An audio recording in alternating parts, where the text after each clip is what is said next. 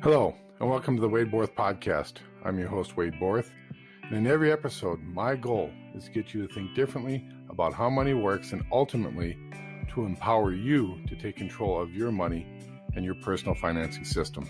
Once again, we got the one and only Wade Borth. Excited. In the studio today. And our topic today, Wade, is the cost of acquisition, which is something Nelson Nash, in his book, Becoming Your Own Banker, talks heavily about. This cost of acquisition. What is that? Oh, cost of acquisition. What does it cost you to generate a dollar? In essence, some people, and is it over long term? Is it short term, right? Where's our focus or where's our view? Sometimes when we look at our business, anybody that's starting a new business, and actually he talks about it, and Nelson talks about it in his book, the Japanese businessman, the model there is that you're going to lose money for the first 7 years. So you put money in before you ever take money back out of it for 7 years. So what's the cost of acquisition? It's just that. What does it cost you to generate a dollar? Does it cost you $1.50, $1.80, $2 in your first year? What's it cost you in the 8th year, the 10th year? The whole idea is if in any business that you typically get a startup, you put a lot of money into it, and eventually it gets to the point where it's making more money than it's costing you. And hopefully sooner rather than later, and hopefully at a much higher pace. Yeah. That's the cost of acquisition in very technical terms. So let's tie that into why most insurance agents fail in their first 24 months of this business. And I'll give you my perspective first on what I've seen. So what we've built here at Factum, there was a lot of cost of acquisition. I had to sell insurance while training, while building systems, while trying to be profitable, while hiring on new people. That was not a fun journey, Wade. No, it's not. There were many years, we're not talking days or months, straight years where our profits didn't even have a comma in the numbers, by the way, right? I think about what does it take to get to this point? Now, we had a very strong why early on. We loved this business. And thank goodness I had some key individuals like Monty Flack and Jim King early on with this journey that helped us get through those early stages. But what's been built now, we're trying to put it in a perspective of what do agents get here when they come and they work with Factum. Now, we're all about empowerment and abundance. And if we ever have an agent that outgrows us, we've said it before, we want them to go do their own thing. Please, we'll help you get a contract. We're here to help the life insurance industry develop leaders. And if that means outside our organization, lovely, do it. But I really want to ask you, and let's talk about what does it really cost to grow and scale a business in this industry, Wade? Again, we talk about how many people fail. A lot of times people, when we look at those numbers, the reason why they fail is a lot of different reasons that go into it. Part of it is they're just not making money at the rate that they need to make it at. And so going back to what you said is that they weren't, either you have to be very passionate or driven to continue through that, or be a business person that says, okay, I know that I'm not going to have profit. You talked about not having commas. I remember when I was first in the business, I didn't even have green numbers. I had red numbers. Were commas around when you were early in the business? Yeah. That come afterwards. We had to put those in stone still. So the big clay tablets, that's how we kept our records. But Moses passed it on to me, so then I thought I'd pass it on to you. So, oh my gosh, I didn't know that hierarchy was so close. Long time. But that's what it is what does it cost to think about this? What are some of the things that cost you to put together a successful business? Well, first, it takes infrastructure. Does anybody think about this from your own career? Just imagine the money that you've spent on just technology, just on software and hardware in the last 5 years. What does that number look like? Big. It's big. Nobody really gives it thought, but that has to have a return on investment, right? The second part is, what is it taken to go to all the industry, maybe not even industry, but all the masterminds, all the training, all the different stuff where you're growing yourself and growing your business. Hiring people. You've had to hire people to either do your books for you or all these other things, because if you're not hiring other people to do those things, then you have to do them yourself. And the one thing that most agents, and this is why they fail, is because they think, well, I can do it myself. And I'll just we have a system right now where at Factum, we'll do the underwriting for you. And that's huge because now we have a team that's very professional doing it for you. So you don't have to take your $100 an hour, $200 an hour time to go ahead and do these things, because time is the one thing that most people fail to realize is probably the biggest cost because it doesn't show up on a spreadsheet anywhere. But if you say, oh, I got to develop a spreadsheet to hold all my clients in a CRM. Well, first I have to go research a CRM, I have to spend money on it, and now I have to implement it and then take time to put into it. Well, those are all fixed costs. But what's the soft cost? Is, it took you 20 hours or 50 hours or 100 hours or 1,000 hours to become masterful in that CRM. Well, you don't get paid to be a master in CRM. You get paid to be a professional leader in relationships. That's really what our business is. And if you put a dollar amount on it, like $200 an hour, your cost of acquisition now becomes huge. So the question is, can we find somebody else that's already got that system in place, understanding that it cost me one way or the other, so let me go do what I need to do to be successful and professional in this business, and let somebody else that's already developed that take that burden on them. And that's really what the cost of acquisition is. You have to understand that every minute you spend doing something else that isn't building a relationship with a client costs you $1. Yeah. And I think this is where I don't want to say agents get it wrong, but it's why mentorship is worth every cent that you'll spend on it, because you're either going to tie into a system and a model that already exists, or you're going to go build it from scratch like I did. Right. Now, the reason I built mine from scratch is because the old agency I came from didn't have systems and models. They threw us out in the wild and they said, go sell insurance. And we did. And guess what? It was a grind. We've used that word before. It was a grind, right? But there's always systems and models to help you become successful. And if you have a mentor who's guiding you through that system and model, it's even better. Right. And so I think back to the early days when we started Factum, the first thing we did, and this is the first thing probably any agent should have, is we needed a CRM. So we got a CRM, to a customer relationship management software, to keep our clients organized. Because after 50 or 60 clients, it doesn't fit on an Excel spreadsheet anymore. You need something that will automate some follow-up. And about that same time, we hired on a gal to do our policy servicing so that we weren't doing applications, right? Right. You as an agent, you have to learn to start thinking in minutes. And that means when you start thinking in minutes, not days and weeks, you start taking your tasks and priorities way more seriously. And if you know what you're worth per hour, like I know what my hourly rate right now is, which is why I always hire people to do the things that are $20, $30, and $40 an hour. I can't do those things. Otherwise, I stop scaling. And so you have to incorporate all that in the early years. While you're selling insurance, we had to do this way. Yep. This was not a fun time in the business.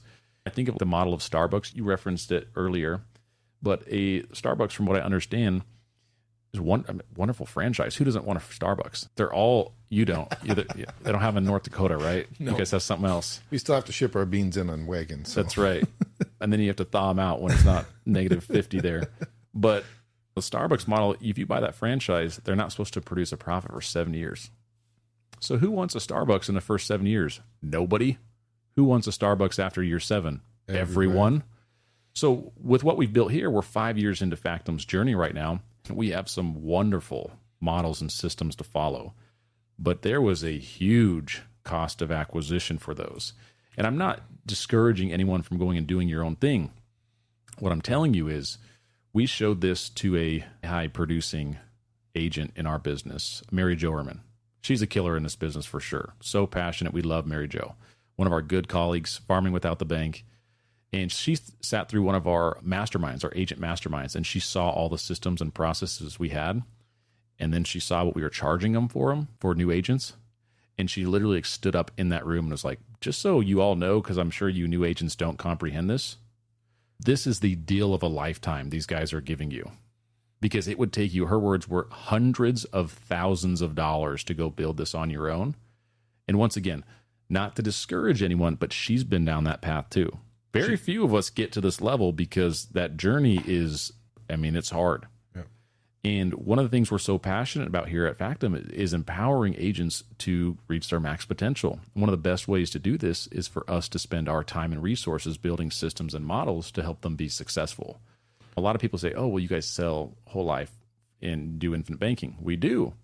But our leadership team here at Factum, we consider our client our agents. We build systems and models to empower our agents, and they're constantly getting better. And one of the reasons why I think agents fail in this business in their first 2 years is they want to come in, they want to be so creative themselves. Well, I need my own branding. I need my own website. I need my own this. I need my own that. Meanwhile, they're not focusing on lead generation. So in 24 months, they're out of business. They're burnt out because they spent all their money trying to be creative instead of tying into a system and model or working with a mentor that's going to show them how to do this business and then go get creative. Once you've done that, by all means, go get as creative as possible. Yeah. To that point, even having a great relationship with Mary Jo, it's not just the money that was spent. How many years of your productive time did you spend? Years. I'm not talking days or minutes. I'm talking years. And if you could have those years back and said, hey, I can just plug into a system, what can you have generated in production? And the other side of that equation is people are going to say, oh, yeah, I'm just starting the business. My time is not worth anything because I'm not making anything. Well, don't look at it what it is today. What's your vision? Okay, I want to be a $1 million producer in 5 years. Okay, well, what's that dollar amount per hour to get there? And you're not going to get to be $1 million producer if you stick in today's dollars, right? Wayne Gretzky was always great about. They said, what makes you great, or what makes you so good? He says, I go to where the puck's going to be, not where it's at. And so that's why I want agents to look at and say, well, if I want to get to where I want to be, and I know what that is, I start with the end in mind. And then I put a dollar amount on there and say, well, I'm going to charge $500 an hour. If you're charging $500 an hour, which isn't outrageous in this business, by the way, I'm charging $500 an hour. Why do I want to spend a year's worth of my time to build a CRM and also not just to build it, but now input the information in and keep it up to date and all that other stuff? When I look at what we do here, is like we have one guy, that's all he does. Mm-hmm. So if he's working for 5, or if he's working for 50, if he's working for 500 agents, it doesn't make any difference to him. Yeah. There's a huge benefit to somebody that wants to plug into that. Or you have somebody that's doing policy service or applications. That's one I see all the time. People taking their own applications. And not that there's anything wrong with taking an application. Maybe you should do one so you know what the questions are. But after that, why not let somebody that's professional in doing it, that's doing it for 50 or 100 other people, do it for you as well and plug into it. And now you can take that time that you would have done with following up on an application to go see 5 more people. Because again, your job isn't to fill out applications. Your job is to create relationships and solve problems. Yeah. And I don't even think new agents should do one application. Yeah. That's not a realm. You can go read one, but don't do one. Your time needs to be spent educating and growing relationships out there. That's where you should be spending your time, growing your database, lead generating, and building relationships. Yeah. And so one of the systems that we have here, obviously, is policy services. That's one of the first people you'll end up hiring if you're going to grow and scale your own business, is some type of transaction coordinator, right? That's what they call it in the real estate world. Property and casualty, they'd call it something similar. You need someone doing your policy applications and underwriting. You should never, as an agent, be spending your time doing that. Yep. And this goes back to the whole who, not how mentality and the one thing. When you have a killer in your business doing one thing, and so our application team is really good. Want to know why? Because that's all they do. What should you be doing as an agent? All you should be doing is networking, lead generating, and educating, and growing relationships. Don't do anything else. Now, we built a CRM early on, which is another thing you're going to want in this business, something to keep your clients organized. And oh my gosh, I'm like just having nightmares thinking back to the old office I was in, Wade, and building automations, which is not my strong point, by the way, in Active Campaign, so that our clients would get automatic emails for like their birthdays, policies renewing. I don't even know how many hours I spent, but if you look back at my track record, you'll see my production like skyrocket and then drop down and skyrocket and drop down. Every time there was a drop down, it's because Monty and I were spending 3 to 4 months of the year building systems and infrastructure. Guess how much insurance you have to sell the other months just to make sure that you don't go out of business. Right. That is not a fun time in this business, Wade. Yeah. Or the other side of the equation, how much you didn't sell. Right. And now compound that over 50 years. Right. There's a huge cost of acquisition there. Yeah. And so I built an initial CRM, and then I found Nathan, which we'll have him on this podcast too, because he's brilliant. He took my automations that took me months to build, and in like weeks, he like 50 times did. Yeah. And now we have 52 different automations that go out to our clients, wishing them happy birthday. Your policy renewals are coming up. Do you need to book an appointment with your agent? It's all there. It's because you brought in an expert. And think about this from the standpoint of what we tell our clients. You wouldn't want not have somebody not be an expert, right? So if you're talking to your clients, like you want them to have an expert in you business. So you don't want someone that's a part-time plumber, will do your taxes and sell you life insurance. And if you need a new home, they can get their real estate license. You don't want to work with that person? Don't necessarily want to work with that person. One time out of 10, it might work out, right? Maybe. Well, one time out of 100. But the point is, when you really need that person, you can't count on them. So why do we do that in our business? Yeah. We take our job and we say, well, I can build a CRM. Again, you did it because you didn't know any better. I had to. Now that you listen to the podcast, now you know better. Right. So now you can make a choice. And granted, we did what we could in the early stages because we had no money, right? Right. There was no profit. We couldn't hire anyone. It's like we had to sell insurance to feed our families and then save enough to pay for a CRM and then save up a little bit more to hire someone to start doing that now, right? But see, this is the point. Is like that track record you laid out is the track record everybody goes down. And that's why we have a 20% success rate. Right. That is not an easy path. And the reason why you had success is because you were focused and had a vision. And you're like, I'm going to make this happen through sheer will. You're going to make it happen. But if you didn't have that focus, I can guarantee you it wouldn't have been worth the pain that you went through. Yeah. So the point being is this is the reason why people fail is because they have to do all this other stuff. They have to be a jack of all trades and nothing is really great. And then it becomes very frustrating because I'm doing all the things that I hate to do. Yeah. So then therefore I'm like, it's not worth the pain. So I'm going to get out of this business.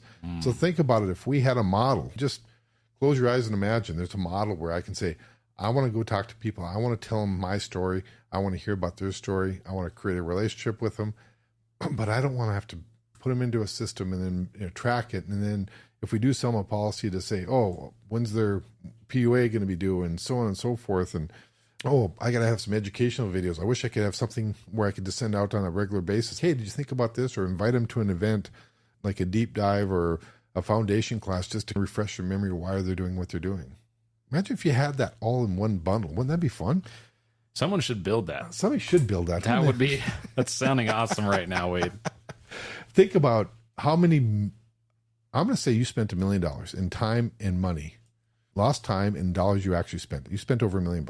That's funny because that is the exact dollar amount I wrote down when we started chatting about this. Like just thinking back through. We didn't script this. We didn't even talk about this in advance. What did we actually spend in physical dollars? What did it actually cost us with the time involved? What we could have been selling at that time? There's $1 million in there easy. Easy. Yeah. Now that's $1 million that my family does not have right now. Or will ever have. Right. It's up to what we're going to do now in the future. So it's that old expression, like if I don't want to discredit anyone because I'm all about people reaching their max potential. But if a lot of people could see what it actually costs to be successful, what the price is you have to pay. I don't remember in which book I read it in, but it's if you could see the price that you have to pay to be successful, a lot of people will opt out immediately. I'm not going to pay that. Right. I just won't do it. And it's okay because there's some of us that will, right? We'll take the risk. We'll do it. But I think what's fun about working with you, Wade, is we love to do that. It's different. I love to build systems and processes to empower our agents to have a better, easier, more enjoyable time than what we had. I think there's an important life lesson in there, right? Right. It's like that old proverb, the person that plants the seed knowing they'll never sit under the shade of that tree is starting to understand the essence of life. And in a way, we've done that for insurance agents here. We've provided them some shade in this business. Oh, that's a great way to put it. You don't have to be out there in the sun. In Arizona, that's huge. In Arizona sun, there's a little mesquite tree, no leaves, but a couple branches that gives you some type of relief, right? But that's really what we've built here because some of the agents that have gone through our training now are well on their way to be successful, and they've been here 6-7 months because they follow the system and model. Now, we didn't have any of that. One of the other systems we have here is our Win by Noon and Factum 15. This is a signature contacting method. Imagine, Wade, if someone early on in business said, Wade, if you do these 15 things every morning before noon, by the way, it won't take you more than 3 hours to do this, and you stay consistent in 24 months, you will be part of the 20% that's successful. Yeah. Here's the template. Yeah. And the other part of that equation is you'd be part of the 20% that's successful, but you also probably be in the top 5 to 10% of the insurance industry as far as production. So not even successful, but I'll say Very successful. You're going to be building the habits, and the sooner and better you develop good habits, the easier it's going to be for you to go forward.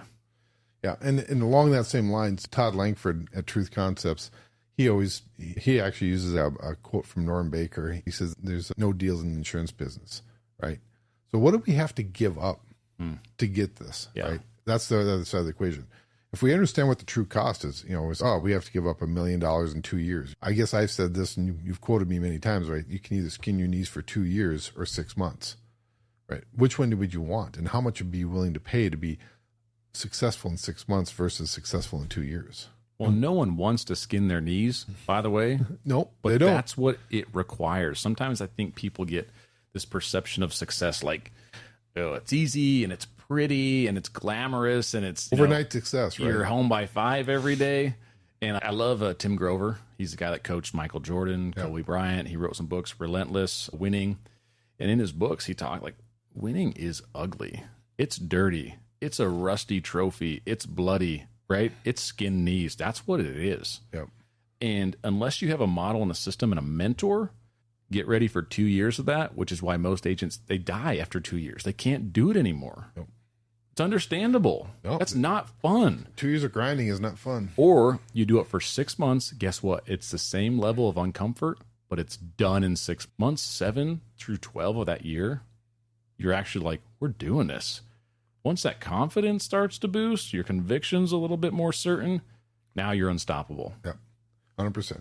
And so again, it goes back, what's the cost? I was thinking about, there's a firm out of St. Louis that does investments and stuff like that. And one of the things that they do is they have you look at what it costs you. And so they have everybody at a 50% payout, but they pay for all the expenses and all the process. And that's the most you're ever going to get.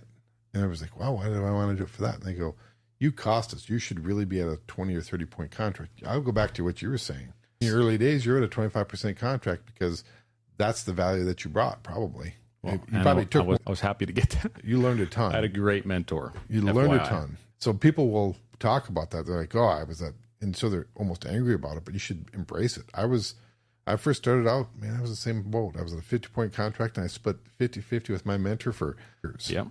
And so, like I said, it was like, God, I didn't see a lot of money coming in, but the knowledge and my mastery went up tremendously, real fast. That's what you should be focusing on the early years of your business. Yeah. So it's just a lot of the different things. And the other part of cost of acquisition is you talk about winning is ugly because you're doing the things that a lot of people won't do, right? So when I first got in the business, like somebody says, hey, learn a script. I'm like, I don't have a script. But he said, memorize it, personalize it, utilize it. And once you start, I get, because I want to make sure that my message, what I'm telling people, is so vitally important that I don't get it wrong, especially when I know nothing. Yeah. And so those are all the things. So it's not always dollars. It's like commitment. The cost of acquisition is That's good. One of the other systems, Wade, we have here that is really important for agents because we're so focused on education here. Because I always tell new agents, when you sell a whole life policy to someone, that's where the real work begins. Yep. It's not before it. There's education up front. As soon as that person buys a policy with you as the agent, you are now obligated to serve that family, which means you have to educate them. It's the same as like buying real estate as buying a policy. There's people who buy real estate and there's people who buy insurance, and then there's those that know how to use it. And that's really what we specialize. We show people how to use their whole life policy for the process of infinite banking. And so that requires education. So one of the things that started eating up a lot of my time, gosh, I should not word it that way, because I liked sitting down with clients teaching them, right? Because when they see the stuff we teach and you see the lights go off and they go, oh my gosh, this is possible? Why didn't I know this 20 years ago? Right. One of the greatest feelings ever. And I was doing that so regularly in the early years of my business that I'm like, I need to record a video and just send this out. So that's what I did. And I did that to teach them up front. And then they'd buy a policy. Then they had all these questions on the back end. How do I take a policy loan? How do I pay it back? How do I use it for this? How do I use it for that? And so it started me down this path of just recording content to leverage to educate clients. And now it's grown into, I think, 6 courses we have and 70 videos now very specialized on like foundations of infinite banking, strategies for business owners, for wealth building, family banking. We got our deep dive series. There's a lot of content there. And what that does for agents, when I onboard a client, I commit them to working. I say, now the real work's going to begin. You have 90 days to go through my courses. And don't call me until you do. I'm here for you, but you have to get educated. The process is called becoming your own banker, Wade. It's not Kyle becoming your banker. Right. I don't want the financial advisor role. I'm here to empower you. And so what ends up happening is they go through that course. Well, that's the same as sitting down with me for 7 or 8 hours straight and me teaching you everything I know. Yeah. What kind of leverage does that provide for an agent? Well, think about this from an agent standpoint, especially somebody that maybe that's brand new or maybe new to this idea of infinite banking, or maybe even seasoned in the idea of infinite banking. You take somebody that's been super successful in teaching clients about infinite banking and in the words he's using, the phrase he's using, the pace he's using, all the things you become very professional at. Now, you me? Well, yeah, you. Oh, thank you, Wade. Jeez, I thought you were talking about someone else. You can pay me later. But now you've able to say, okay, this person is very good at what they do, and now I can leverage that. Instead of me trying to become as proficient as you are in those conversations, because that conversation just doesn't happen overnight. Yeah. That cost you hundreds of thousands of dollars of reading and attending seminars and going to the NNI and going to Truth Concepts. This is the part that people don't understand, is like all these things that we don't just happen the first time around, right? We have to suck the first couple times we do it. Yeah. And then we redo it, and then we redo it, and we get better and we get better. And then that conversation now is recorded. So now it can make you look like a genius when you're just first starting off. You can say, hey, this is my colleague. Watch this video because it's super educational. Yeah. Instead of you trying to do that and either maybe failing in that conversation or this, and then not understanding how powerful the words that we use are, right? So these are all things that kind of build into that. So again, back to cost of acquisition, it costs you, I think there's 14, 15 hours of content there. It might be that much. I haven't gone back and adding new stuff all the time. Right. It's a lot. If you bite-sized pieces, 10-minute videos, right? They're not long, but they're very precise. Yeah. And I think about not only the cost of acquisition previous, but also going forward. Because when the 7702 changes came out, I wanted to make sure our numbers were accurate because we're all about the truth. And so I re-recorded the entire course. That was back in December of 2022. Yeah. It took me a month straight to do that. No client appointments, nothing. I was in the studio Monday through Friday, 8 hours a day, re-recording everything. And I hope I never have to do that again, by the way, because that was a lot, but we'll do whatever it takes. And this is why our leadership team is so phenomenal, because we have people working in the background to produce exceptional content like that they love to do it. They will do it. They'll do it at a high level to give to our agents. So imagine having a business that's working for you 24/7, and they're going to give you 100%. So you can take that and bring it to your client base. What is that worth to an agent in this business, Wade? It's huge. It's like being able to buy into a McDonald's franchise for not much more than a commitment to say, I'm going to do exactly what McDonald's tells me to do. But their food's good. No, it's not. No. Our food is good. Our food is good, yeah. It's like buying into a McDonald's franchise, but the food is good. It's I think not just the Diet Chick-fil-A. Coke. Yeah. Did you know that their Diet Coke is unique, though? I just learned that. No, I didn't know that. They have some special deal with Coke, or like they get it different or it's packaged different. But if you go to McDonald's, like their Coke is just, anyways, total side tangent. But I didn't realize that. But the point is that you can buy into a franchise, and you think about what it costs to buy into a franchise, and go look it up. What does it cost you to buy into a Chick-fil-A franchise if you can even get one? Right. Sometimes they don't let you. You have to work it from the ground up. But right, or you have to be in there for some of the franchises. You have to actually work there for 5 to 7 years, go to school, pay thousands and hundreds of thousands of dollars to get it, and then you can get the franchise. Right. Where here it's like the same way. It's like the whole thing is set up for success. All you have to do is plug into the system, because McDonald's will not let you use a different ketchup, different burger. You don't get to come to McDonald's and say, I'm here to use my own creativity here. Right. You're going to follow the system and model that's proven to work. And we do have our standards here. And if we have an agent that says, well, I want my own branding, and we are not your shop. Right. Please go, we'll help you on your way, but you got to follow a system and a model and get the basics down to actually build some success. And once you're there and you're running a stable business, that's the time to start thinking about how do I put my own unique spin on some of this stuff. Right. Yeah, you don't get the cart ahead of the horse, because Right. first you have to learn to walk and get to like steps A, B, and C, and D before you try to get to Z. And that's the Right. whole thing, is get it stable, get the business up and running, and then say, okay, now I'm going to change this up a little bit. I want to add my own voice to it, or I want to add my own spin to it. Then after that point, you have the stability in your business enough to do that.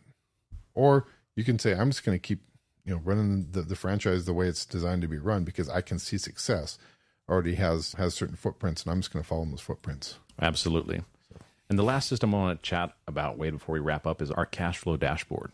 We have built a project here with one of our agents, David Zapata, that's really going to change things, I believe, for our industry. All this stuff is really good for empowering agents, right?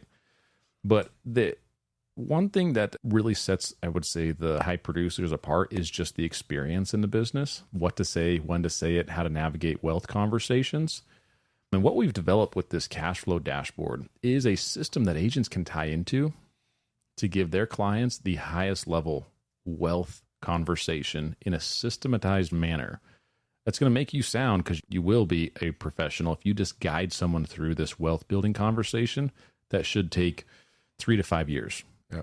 Give me someone, Wade, 3 to 5 years as a client. They're going to come out highly educated, way more successful if they just follow the Factum success systems. And that includes that cash flow dashboard that tracks a lot of things: their wealth scorecard, their passive income, their active income, their expenses, how fast their policies are growing, do they have enough death benefit, are they living abundantly in those 5 areas? Yeah. It tracks all of those things. And unless you've just gotten to that point naturally, it's hard to have that conversation with someone unless you're living that right now. So imagine also getting the framework to take a client through an experience that's literally going to transform their lives. Yeah. It becomes a little bit like paint by numbers a little bit, probably even more than that. But just think about, I look at like somebody that's a brand new agent. I see one of the biggest hurdles they have to get over is painting this picture of where, again, I think you made a mention, somebody else does it too, is like, it's not so much what they're seeing today, but what they want to be and what they want to become, and helping them paint that picture. Not you painting that picture, but this dashboard, let's call it a dashboard, helps them start visualizing, start painting that picture. Because now they're saying, oh, I was here last year and now I'm 20% better in this area and maybe 30% better in this area. It gives them hope and purpose as they go along each and every day. And so instead of this ethereal thing, okay, you're going to be better off, and you walk away and they're like, how? And then they forget about you until the next time you call them on something. Now they're excited because now they're engaged with the bigger picture. It makes the annual review process with clients so simple, but so incredibly effective, because what gets measured gets improved. Yeah. And on top of that, it goes from an annual review that you're doing with them to maybe a daily or monthly review they're doing with themselves. And that's where the relationship gets built, right? Yeah. When that person that exposed you to this level of systemization, processes, success, you will thank that person for the rest of your life. This person changed our life. And we get that a lot here. Exactly. And that's ultimately what you want, is you want that kind of relationship. It's not about numbers. It's not about policy. It's about that relationship. So use the tools to make all the other stuff that's, I'm going to call unimportant. It's still important, but it's unimportant in this case, because the relationship's the most important thing. Absolutely. Then use the tools and leverage what you have, and don't spend all your time doing those things when you should be out there building a relationship. That's it. So spend your time where you need to be spending it. Yep. And so hopefully you enjoyed this episode, learning about all the different Factum systems that we have here to empower agents to live abundant lives and create big businesses. And so if you want to learn more, make sure you go to our website, factumfinancial.com, click on how to become an agent so you can learn how to join the mission. If you're enjoying this podcast or know anyone else that might be interested, please be sure to hit the subscribe button and please leave a review. This will help this podcast reach and help more people by ranking higher in searches, and ultimately help more people get out of financial bondage. And don't be afraid to share this podcast with your friends and family, as we can be easily found on Apple Podcasts and Spotify.